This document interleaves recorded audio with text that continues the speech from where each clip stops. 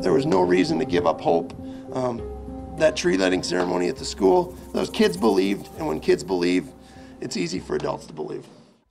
Tonight, the power of belief. 13-year-old Jayme Closs is reunited with her aunt this afternoon as investigators prepare murder and kidnapping charges against the man they believe abducted her and killed her parents.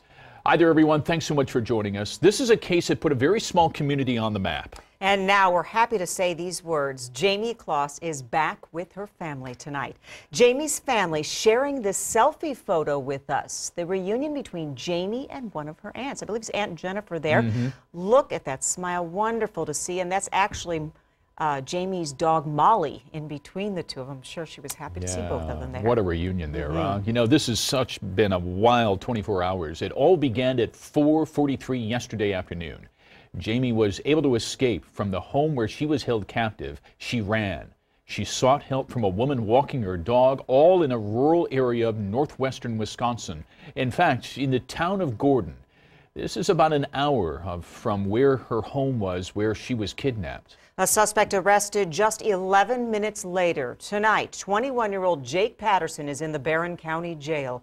He faces 2 counts of first-degree intentional homicide for the murder of Jayme's parents, Denise and James Closs, and 1 count of kidnapping as well. Now, we have team coverage tonight. Courtney Godfrey is live in Gordon. She spoke with the woman who was walking her dog and discovered Jayme asking for help. But first, we want to go right away to Paul Bloom, who has the latest developments on this case tonight. Paul? And Tim, good evening to both you and Karen. The sheriff revealing new details about this case. Until today, we did not know what type of weapon was used, the murder weapon at the scene of the crime. It turns out it was a shotgun. The sheriff announcing today investigators have recovered a shotgun that appears to match the firearm used at the scene where Denise and James Closs were slain and where 13-year-old Jayme Closs was abducted. Now, forensic testing still needs to occur to see if, in fact, they did find the murder weapon. We also learned from the sheriff today that this suspect had 1 target at that home, and that was the 13-year-old Jayme. With regards to the suspect taking great efforts to minimize his forensic footprint at the crime scene, they include things like not leaving trace evidence by changing his physical appearance, like shaving his head not to leave hair behind.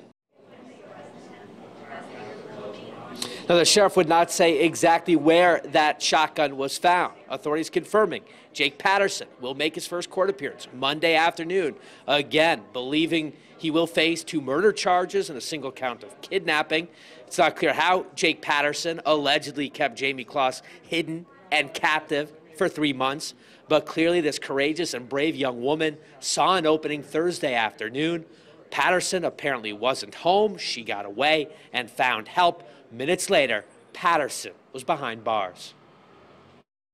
You told me yesterday you really thought just the nature of what happened, there had to be other people involved, that a 21-year-old kid just couldn't pull this all off by himself. Why are you convinced today he's your only guy here? It appears, based on the evidence and what I've been briefed by my team, that he was a lone accomplice in this case. And yeah, I thought from the beginning there may be more than one, and we didn't know that answer, but it appears at this time that he is the only suspect we're looking for.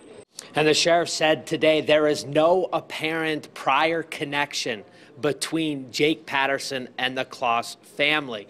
Definitely nothing between James and Denise, and nothing, it appears, connecting him to Jayme Closs. So why was she allegedly targeted here, and how did he stay off the radar for the last 3 months? All questions we hope to learn as this court case plays out. Reporting live from the Barron County Justice Center, Paul Bloom, Fox 9.